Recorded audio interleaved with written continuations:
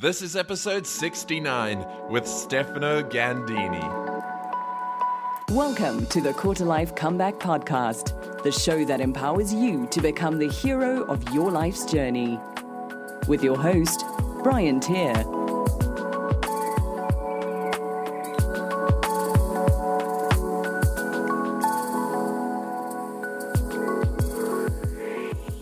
Hey guys and girls, welcome back to another episode of the Quarter Life Comeback Podcast, episode 69 today, and I'm really excited to be speaking to none other than Stefano Ganddini. Now, before we get into today's episode, just a shout out from our sponsor again, it's Nomad Accelerator, and in case you haven't heard of them, Nomad Accelerator is the world's first ever in-person bootcamp designed to teach you how to become an online entrepreneur and successful digital nomad. Now, the event will be taking place in Barcelona, and participants will have one-on-one access to some of the world's most successful online entrepreneurs to find out directly how they've been able to build their businesses. And you'll get direct access to them, some practical exercise and assignments, and feedback from the coaches themselves.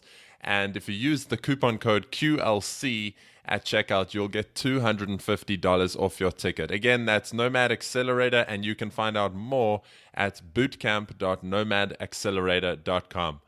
All right, on to today's episode. And Stefano Ganddini is a millennial success coach, and he helps people find and do the work they were born to do. Stefano started out his career somewhat similarly to me. He excelled at school and got a scholarship to study engineering at a top university, and then landed a great job at a consulting firm before quitting after 6 months. Stefano then joined a startup for a brief stint before getting fired. Now, during all this time, he'd also been building up a popular personal development blog called Collegetopia, and little did he know that what started as a small personal side project eventually turned into something so much bigger. In just a few years, Collegetopia amassed over 1 million views from 200 plus countries, with features in a number of publications such as Business Insider, Lifehacker, Asian Efficiency, College Info Geek, and Life Skills That Matter.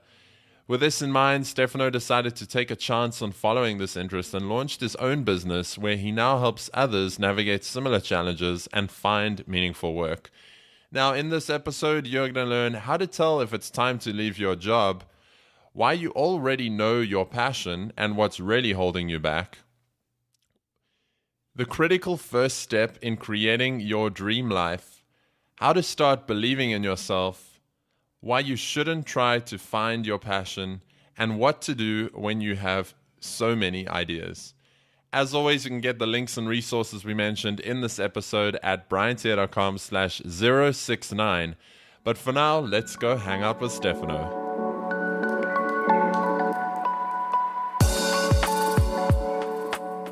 Welcome back, everyone, and a big welcome to today's guest. I'm speaking to Stefano Ganddini. Stefano, welcome to the Quarter Life Comeback. Thanks so much for having me, Brian. And you actually pronounced my name perfectly, which never happens. So thank you very much. It's a combination. I think I'm naturally pretty good at that. And I also just watched a video of yours. So that helps. I won't take all the credit. Yeah, I'm excited to be speaking. We connected via Victor, I think it was, from the Remote podcast. And you've just done a whole rebrand not too long ago of your site. And the message that we're going to be speaking about today is, how to find and do the work that you were born to do, which I'm really excited to get into. But before we get into that, why don't you tell people listening a bit about, who you are and your quarter life story? Sure, I would love to. So my name, again, is Stefano, and I'm a success coach. And so my story is pretty much that I feel like I spent my whole life doing everything I was supposed to do in order to be successful. And so I grew up, working really hard, studying really hard in school, getting good grades. I graduated from high school at the top of my class, went on to an amazing university. I went to the University of Southern California in Los Angeles, California. And then by my senior year, before my senior year, actually, I already had a full-time job lined up and was going to work at this company. It's like a great company. It's a big consulting firm great company, great people, great pay. And so, by all traditional standards, I was successful. And I started working at this company after graduating. Um, and again, like to the outside world, to my family and friends and everyone around me, I was successful and I had done everything I had pretty much set out to do my whole life. But what happened was, the reality was once I finally got there, even though on the outside I was successful, on the inside, I realized that this was not what I wanted to do with my life, that this was not what I was meant to do with my life. And I knew that I was capable of more. I knew that I was meant to do more than, sit on my computer, on my laptop, staring at spreadsheets, sitting in meetings all day, doing this work that just felt so meaningless to me. And so that's really what it kind of came down to, was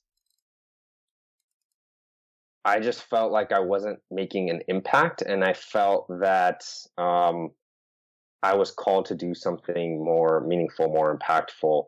And the thing was, I had actually already been creating a personal blog for a couple years on the side, something that I just started out as like a very small personal side project. Over the last few years, had grown into something that I'd become very, very passionate about. So this was on my old blog called Collegetopia that I created when I was still in school. And so I had that thing kind of going for a while. And that was started because I had just been so inspired by other people online who I'd been following and seeing them doing all these amazing things and inspiring people and living the life of their dreams while making a great living all at the same time. So, it's like I saw that this was possible and I saw that people were doing it, and I was trying to kind of get that going for myself, but I had no idea how to do it. And so basically for years I was working on this little blog, and it, kind of snowballed into this thing that I became very passionate about. And, eventually it had its successes. I mean, the site itself, which I don't post on anymore, that site has almost 1 million total page views. And, I got some features on big publications and things like that, but it was just a really, really difficult, challenge trying to kind of build this thing up while working this job. It started when I was in school, and then I was working really long hours, and was just like exhausted, come home exhausted after working these super long hours. And so it just like was a very frustrating situation to be wanting to kind of live this, having an idea of what I wanted to do, but not knowing exactly how to get there. So long story short, I eventually did quit my job, had a little stint at a startup in between, but eventually just started working on my blog full time, on that old blog. And then from there, I developed an online course called Create Your Passion. From there, I started coaching people one-on-one, and the rest is history. So pretty much for the last year, a little under a year, it's been just under a year, I've been coaching people, helping them find and do the work they were born to do. And now life is great. Obviously, it's not perfect, but life is great. Things are going well. I'm living the life of my dreams, doing what I love to do, inspiring people, changing people's lives, and making a living doing it. So that's where I'm at now. Yeah, I love it. And I can resonate so strongly with like a lot of the things you mentioned. I also got to a point in my job where I knew this wasn't the thing I meant to be doing. I also studied engineering, and I guess I was probably 2.5 years in rather than 6 months when I had that realization and came across like sites like Live Your Legend, which I'm sure was one of the ones. Yeah, huge inspiration for me. Yeah, and that's why I kind of realized, like you said as well, that there were people making an income and an impact. And that's when I realized like it doesn't have to be either or, it can be both. Yes. But you quit pretty early on, 6 months into your consulting job. Yeah. For people listening, I'd love to kind of get into what it felt like when you knew you needed to leave, so that they can maybe identify like if it's, if these things that they're feeling are sure signs that they need to make a move. Yeah. So for me, I think the thing was, again, that I had this little blog, this little side passion project I've been working on for a while. So I think that's why I only lasted 6 months, right? But I would say, actually, it's kind of funny because I remember the first day of my training for this job. So it's a consulting job. They like flew us out to, I think it was Orlando for like a week or 2 week long training. And like that first day, that I was at this training, one of my articles, it was actually a guest post I had written for my friend's site, College Info Geek. That article got featured on Lifehacker. And that was like the first like big feature I ever got. And so that was the first day that I was at this training, and I was like freaking out. And I think that was like the first time that the switch like really flipped in the sense that like I really started to think like, okay, like maybe there's actually something here. Like maybe I can actually turn this into something, a business or something like that. Because up until that point, again, it's like I'd seen other people doing it, but it just didn't seem like possible. It didn't seem realistic. It was one of those things. It's like, okay, yeah, those guys can do it, but like, can I actually do that? Like, do I really have what it takes? And all that kind of negative, doubtful self-talk. But so that happened the first day of my training. So that was kind of it was like I was excited to be starting this new job, but then I was like, wait a second, there might be something here. Mm-hmm. So I continued to work on it, and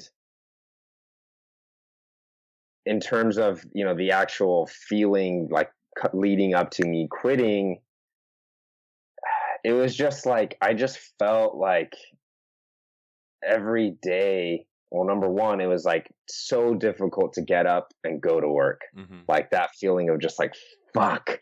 Well, I don't know if I can cuss on this it's podcast, okay. But okay. Better, easier to ask for forgiveness than permission, right? Totally. So I was like, I have to go to work again, like every day. So that's a good sign, probably number one. And then it's like at the end of the day, or all day at work, I'm just like thinking about working on my blog or building my business and doing like everything except for my work. And obviously, I was doing my work and I was doing a good job too. Like I was one of the top performers, and that's the other challenging part, right? It's like I was good at what I was doing. And again, I enjoyed all the people I worked with and all those things, but I just was not enjoying the work. And I was not, I just felt like I was wasting my time is really what it came down to. I felt like every single day, every single hour that I was working this job and I wasn't working on my passion project, I felt like I was wasting my life away. And so leading up to actually quitting, I mean, it was definitely not easy. Like it was scary. Like I thought, like I had my whole family, like all my friends, like once I told them what I was thinking of doing, they were like, what is wrong with you? Like, you're crazy. Like, why would you do that? You have this great job. You've only been there for 6 months. So I had like everyone against me, except for a few people who, and this is probably a big thing actually, I had a few friends who, like online friends who were also like in the same kind of space, who I was doing these like weekly mastermind calls with. So they were kind of the support group for me, and they were sort of like encouraging me to keep moving forward and not necessarily quit, but just to do whatever I felt was right. And at the moment I felt like I had to quit. And so it was really, really tough to like finally make that decision.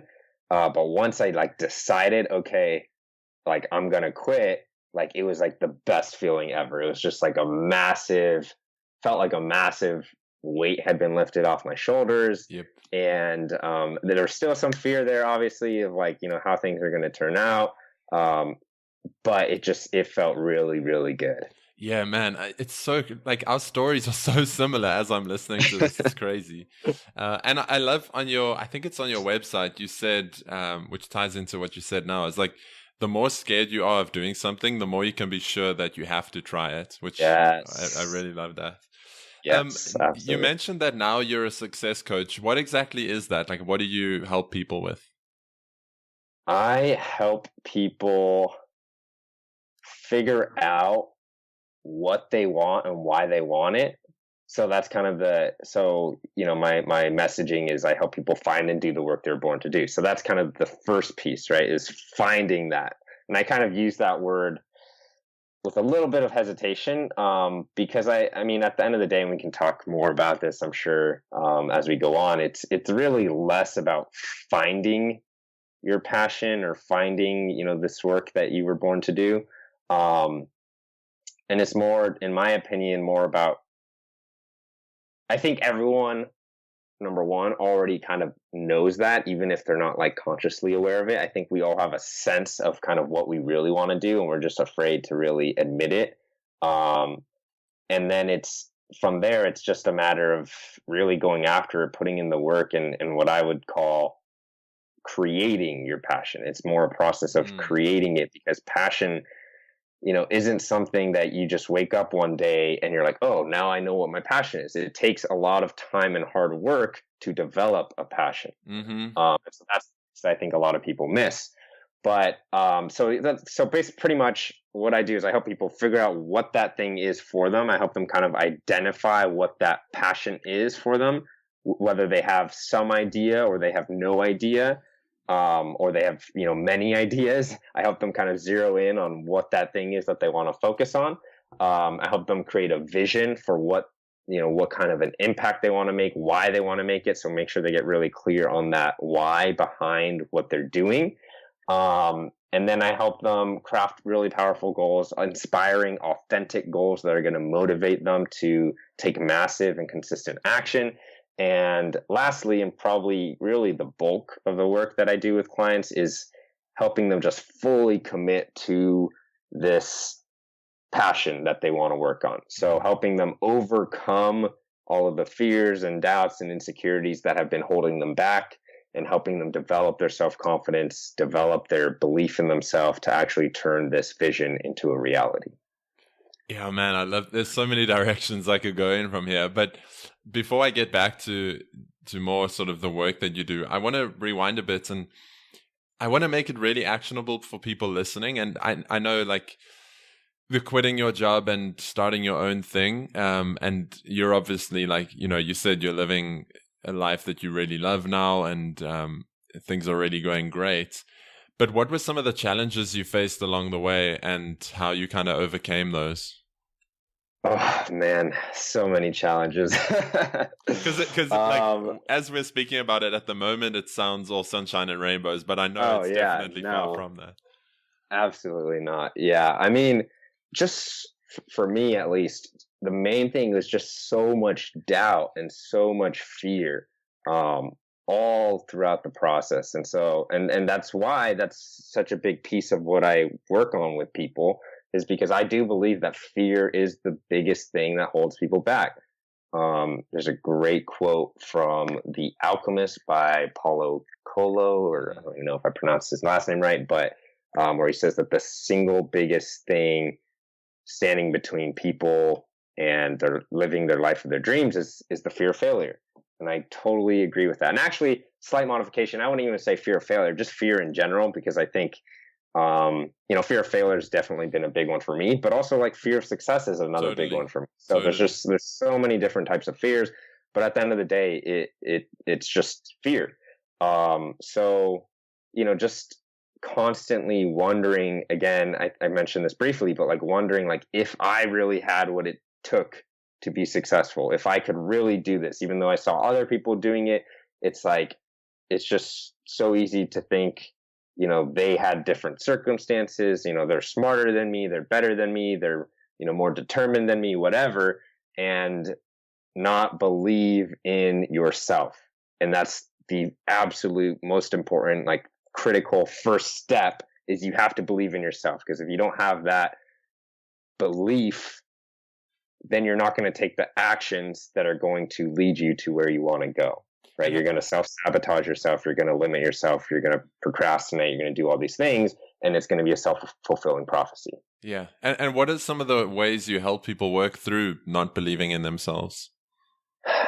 Well, the first step is identifying those fears, which is, I think, a step that a lot of people overlook, because until you're really clear with what your fears are and you can see them clearly, until you do that, you can't overcome them, because as long as you're unaware of your fears, they have complete power over you. But as soon as you identify them, you regain your power over them. Mm-hmm. So that's kind of the first step.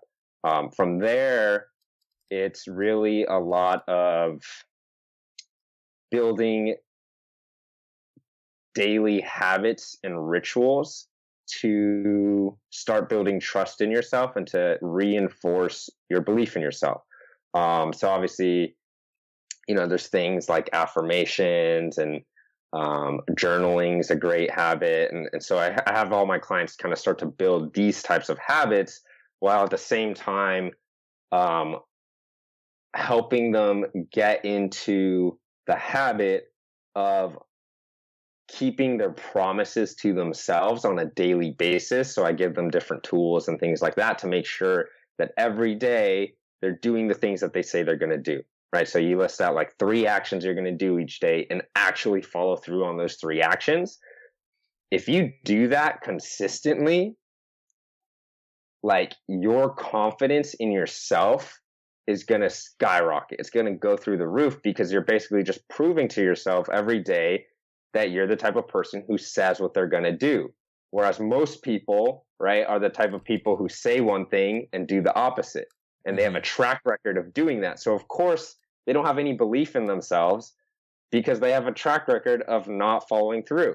And so most people set a goal for themselves, and they already in the back of their mind don't believe they're actually going to achieve it. But if you start doing that on a daily basis and follow through on your word, then that translates into your bigger goals and your bigger vision for your life as well, because you've proven to yourself that you do follow through and you do do the things you say you're going to do. So that's a huge, huge component of it as well. Yeah, I remember hearing, it was some recording where Steve Chandler was talking. And for people listening, Steve Chandler is like one of the biggest coaches in the world. And he was saying like how a client was saying to him, I never get things done. I never finish things I start. And Steve was like, well, that's interesting that you say that. Like, as you're sitting speaking to me, did you put on shoes this morning? And he's like, yeah, I put on shoes. And he's like, okay, so you finished putting on your shoes? And he's like, yeah, I finished putting on my shoes. And then he's like, and did you put on pants this morning? Are you sitting without pants on, or did you put on pants? He's like, no, I put on pants. He's like, oh, so you finished putting on your pants. And he basically went through and he was like, now how can you tell me that you're someone who never finishes anything? That's like a story you've told yourself. And because of that story, now it's kind of ruling all your other actions. So yeah, I was going to ask you what your view is on the whole, like, follow your passion, kind of like a buzz phrase these days. But you mentioned something which I found really interesting, which was create your passion. Don't sort of find your passion. Could you go into that a little bit more? Yeah. So, I mean, the whole idea of finding or following your passion, it's just basically been so romanticized in our society in this day and age. Mm-hmm. And it's very misleading, because I think it creates the impression that it is something that you just like wake up one day and all of a sudden you know what your passion is, right? So many people get stuck trying to find their passion, but they're not taking any action. And so they're sitting around trying to think their way into finding their passion, and it just doesn't work that way. Mm-hmm. So I think there's kind of two schools of thoughts on this, actually. And I've done a ton of research on this topic, aside from obviously just like my own personal experience with reading things to try to figure this stuff out for myself years ago. Last year, actually, I wrote a massive guide on how to find your passion. It was called like How to Find Your Passion, the Ultimate Guide. And it's like a 10,000 word article. But in that article, I just dive into this topic really, really deep. I don't think there's any other guides out there that are this in depth on the topic. But so the two schools of thoughts, as I was saying, I think is pretty much like this one that we all have like a pre-existing passion, and that it is just a matter of figuring out what that is. And then once you figure it out, then, you can go all at it. But then the other school of thought is, and this for me came primarily from an author, Cal Newport. I don't know if you're familiar with him. He has a book called So Good They Can't Ignore You. And in that book, his whole premise, he basically just completely attacks this idea of following your passion. And his whole premise is that basically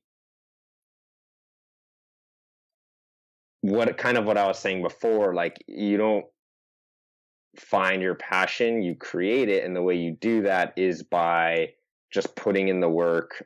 He talks a lot about something called the craftsman mindset, which is just like an obsessive focus on improving the quality of your work. And when you do that, then you're naturally going to get really good. And when you get really good, then you start to love what you do. So that's kind of his whole premise, is like, essentially, like, it doesn't even matter what you do if you do it the right way. So I think there's a great quote in the book where he says something like, working the right way trumps doing the right work, something like that. So those are kind of like polar opposites in my mind. The way I view it is somewhere in the middle, where I don't think, like, if I had stayed in my job, I just don't think like that I could have ever turned that into my passion, right? Like, it just was not. Yeah, because I was going to ask you that. Like, could you not have... Yeah, exactly. So to me, he might argue, Cal Newport might argue that if I really focused on it and just, became, focused on developing this craftsman mindset there, maybe it could have. But I mean, to me, I think, again, that we all do have some sense of what we actually really want to do. We might not know if it's our passion, right? Because that's just such a loaded word. We might not know if this is like our, what we're supposed to do for the rest of our life. And that's another huge component here, is people get so caught up in making decisions thinking that they're like locking themselves in to do something for the rest of their life, instead of realizing. So my view is, I think that you can have multiple passions or multiple callings in your life. And the key is to simply be aware and to follow your interests, follow your curiosities. And then from there, start with something that you're interested in, right? You might not know if it's your passion, but at least start with something that is calling your attention for whatever reason. Start there. And from there, I think, then developing this like craftsman mindset that Cal Newport talks about, then you can really turn that interest into something that you're truly passionate about. Mm-hmm. Yeah, and like, some people might be listening thinking like, well, Stefano, you quit after 6 months, but you'd already built up this blog to like a decent readership. And yeah, so you'd already done that like blog for 3 years. Yeah. So and again, like, I've spoken to quite a few guests now about this, and it seems like the recurring theme or message is, like you said, you don't just find something that you're passionate about, and also that shouldn't be the only goal. But it's more about, like, passion is important. It's one part of it, but it's more about experimenting with things that interest you. And then over time, you will become more passionate about those things. So it's really cool that you echoed that as well. I was going to ask you to kind of walk us through the process of someone who came to you for coaching, and, to give people an idea of how it is you work. But I think we covered that earlier on, unless there's something else you wanted to mention. No, yeah, I think I covered it for the most part. That was kind of high level framework, is just walking them through all of that. And I do like pretty much My main offering is like a 3-month intensive, like a 90-day intensive. And it's just this, really kind of intense program to get people through all of that. And I provide a ton of resources and tools and exercises to help them, kind of guide them through that process. Yeah. And I'll put a link to your site and that big article on passion that you mentioned. I'm actually going to go read that myself. But one of the things you mentioned that you can help people with is what to do when you have so many ideas, like more than you can even, more you can. What's the saying I'm thinking of? Bite off more than you can chew. How do you kind of walk people through that when they feel like, well, I've got so many passions. How do I pick what to kind of focus on? Yeah, so I think this is where it comes back to the fear there is that if they pick one thing, they're not going to be able to ever do the other things. Mm-hmm. And so it's this fear of picking the wrong thing still, right? They're like, I have so many passions. How do I make sure I pick the right thing is what they're asking. And there's a great story that I heard on the Tim Ferriss podcast with Derek Sivers, where Derek Sivers, he tells the story where there's this donkey standing halfway between a pile of hay and a bucket of water. And the donkey looks left to the hay, then right to the water, trying to decide hay or water, hay or water. And unable to decide, the donkey eventually falls over and dies of both hunger and thirst. So I think the problem, the point of the story is that the problem that most of us face in life is that we want to do everything, and when we want to do it all at once, and then as a result, we end up doing nothing. So the point is, when you try to do too many different things, right? When you say you have so many passions and you don't pick any one of them, well, you obviously end up not making any progress in any of them. So when you're afraid to choose the wrong thing because you're scared that you're going to be stuck with it for the rest of your life and you're not going to be able to do the other things you want to do, think of this donkey story and remember that you're being a donkey, right? And the point of the donkey story is that a donkey can't think of the future. If he could, he'd realize that he could just go drink the water first and then eat the hay after. And so that was something that really helped me in my journey, is realizing that, just because I'm devoting myself now, I'm committing to something for now, that doesn't mean that I have to do this necessarily for the rest of my life.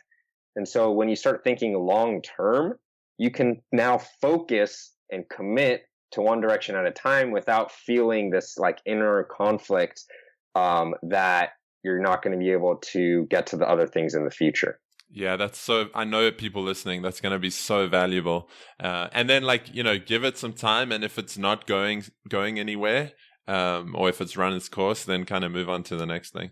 I love that. Yeah, exactly. And that's the other challenging part still, because then people are like, well, how long do I give something? Mm-hmm. And I think there's like, yeah, well, I think it is challenging because I think it is difficult. I think sometimes it might be more clear, like, okay, this isn't going anywhere, right? But I think other times, there's a great quote where it says something like, most things look like a failure in the middle, right? So it's hard to determine like when it's time to really call it quits.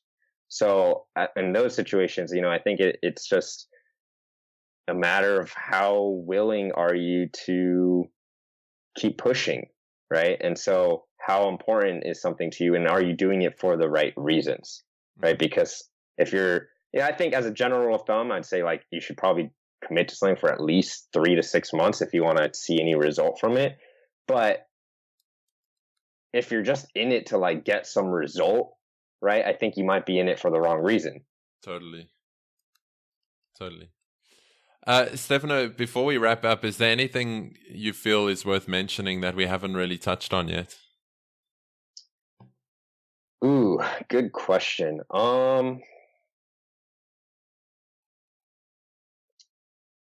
I mean, the only thing that's coming to mind right now is just I mean, just take action. That's what it comes down to at the end of the day. If you want to change your life, you have to take action. If you want to find your passion, if you want to live a life of meaning and purpose and impact, you have to take action. Mm-hmm. So identify your fears. Don't lie to yourself and say that you're not scared, because most people don't want to confront their fears. They're embarrassed to admit them, whatever.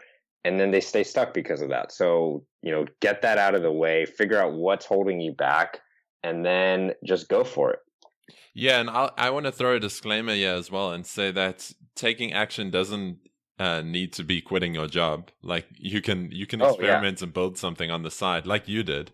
Absolutely. And like yes. I'd started blogging. I hadn't really got anything sustainable set up when I quit, but Yeah, no, that's a great point to make. I think that's another actually like huge frustration of mine, is that, all the information out there makes it seem like you have to drop everything and quit your job, which, sometimes is the right thing to do. I think, like, I don't regret what I did, but I think a lot of the times it might not be the best move for a lot of people. Mm-hmm. If you literally have no idea what you want to do and you haven't started doing anything, like, I don't think that's the right move for you at that point. Totally. Stefano, I do want to be mindful of the time here. Before we wrap up, I've got some sort of quickfire questions. So just the first thing that comes to mind. The first one is, now you're still a young dude, but what do you wish you'd been told earlier in your 20s? Ooh, what do I wish I'd been told earlier? Dream bigger, take more action, and just go for it. Mm-hmm. What is the greatest opportunity for quarter lifers today? Sorry, can you repeat the question? The greatest opportunity for quarter lifers today. Oh, that's a good one. The greatest opportunity, I would say, I really believe that today with the internet and the technology we have, like, there's almost nothing you can't do. There's nothing you can't learn. Like, we have all the information you need, right? Information is not the problem. It's people's lack of commitment and people's fear and people not taking action. So I think it's just, this is the greatest time to live, to really, pursue your dreams and do whatever it is that you want to do. Mm-hmm. Yeah, I love that. Before I get to the final question, where can people go to find out more about you and, your website and all that good stuff? So my new home base is now my name, which is StefanoGanddini.com. So I'm posting all of my new content over there. And I'm also on social media, Facebook, Instagram, Twitter. And I'm Stefano Ganddini on all of those as well. Yeah, and I'll link up all of those in the show notes, because your name people probably get wrong all the time. It is difficult to spell, but I'd appreciate that. Yeah, but you can head on over to the show notes and you'll find all the links we've mentioned over there. Stefano, before I get to the final question, I want to take a second to acknowledge you today for going after what it is that you wanted. It would have been very easy to just stick in your consulting job, which a lot of people would have done and do today, because it's safe and it's comfortable and all that good stuff. But I want to acknowledge you for taking the bold action and quitting the job because you knew that there was something bigger waiting for you, and now helping other people navigate that space themselves. So I really want to acknowledge you for that. And the final question Thank you so much, man. No problem, buddy. The final question that I have is, what one thing can listeners do this week to start creating their own quarter life comeback? Ooh, I like that. What's one thing they can do this week? I would say what's coming to mind right now is just, and I kind of touched on this earlier with dream bigger. And actually, I was just thinking something I would want to add to that even is just this idea that everything you want is closer than you think, right? So I quit my job a little over a year ago, but like my life has completely changed in the last year. And so, things can happen a lot quicker than you think. So the one action I would say is for people to take 5 minutes to write down their dream life in as much detail as possible. So maybe take a little bit, at least 5 minutes to just start writing down, like not holding back. Because I think a big problem for so many people, I see this all the time. I'm talking to potential clients, asking them about their vision, and they don't have a vision. Mm-hmm. And so you can't move towards something if you don't know what it is. And so instead of focusing all of your energy all the time on what you don't want, right? You don't want to have a shitty job or a stressful job or a meaningless job. That's, everyone just focuses on what they don't want instead of focusing on what they do want. And once you make that shift, it makes all the difference because your energy is going to be higher. You're moving towards something instead of running away from something. And that's a huge, huge game changer. So write down your vision of your dream life, whether that's in a year, 5 years, 10 years, like just take some time to write down what that looks like for you in as much detail as possible. I couldn't agree more. Stefano Ganddini, thank you so much for coming on the Quarter Life Comeback. Thank you for having me, Brian. This is fun. So there you have it, guys and girls. That wraps up episode 69 of the Quarter Life Comeback podcast. And a big thanks to Stefano Ganddini once again for coming on for really what was one of my favorite shows. I really, had a lot of fun hanging out with Stefano, and I think we talked about some really important topics. If you like this one, please share it around with your friends on social media and shoot me a tweet at Brian Tier to let me know your biggest takeaways. For me, it was the fact that, a lot of us, the problem isn't that we haven't found our passion, but it's more that we actually know what we want. We're just paralyzed by fear in making it happen. And so what I want to urge you to do is go and identify that next small step and just take the tiniest action you can towards that vision or that passion that you have. As always, you can get the links and resources we mentioned in this episode at briantier.com/069, and make sure you subscribe at quarterlifecomeback.com to get all these episodes and even more good stuff as soon as it comes out. Thanks once again to our sponsor today, Nomad Accelerator. Make sure you enter the coupon code QLC at checkout to get $250 off the world's first ever in-person bootcamp designed to teach you how to become a successful digital nomad. Thanks once again for joining me this time, and until next week, keep creating your quarter life comeback. Thanks for listening to the Quarter Life Comeback. Get started today by visiting briantier.com.